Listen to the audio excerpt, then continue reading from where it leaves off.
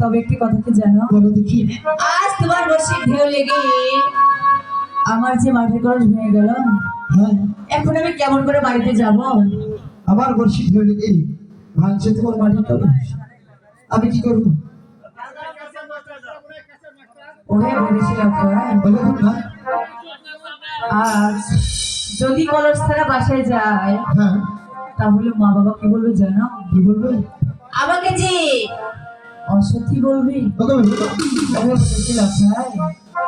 তবে আজ তোমার বর্ষির ঢেউ লেগে আমার মাটির কলস ভেঙে গেল, এখন আমি কেমন করে বাড়িতে যাবো? হ্যাঁ বলো। ভাঙছি তোমার মাটির কলস, দিব তোমাকে সোনার কলস, তুমি কি নেবে? তুমি যদি দিতে পারো তাহলে আমি নিতেও পারবো। তবে বিদায় বিদায়। তবে দাদা, এখন কি উপায় হবে? ওই তোমার ছোট্ট বোন মর্জিনা রয়েছে,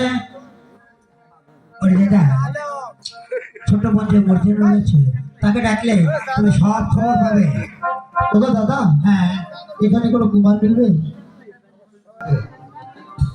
দাদা, আমি মাটির কলস গড়াবো না, তাহলে আমি গড়াবো স্বর্ণের কলস।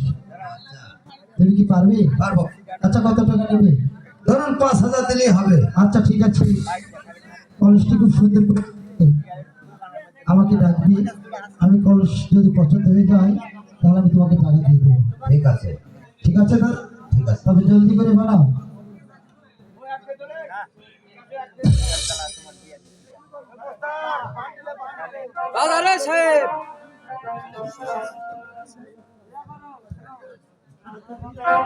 কোথায় রে?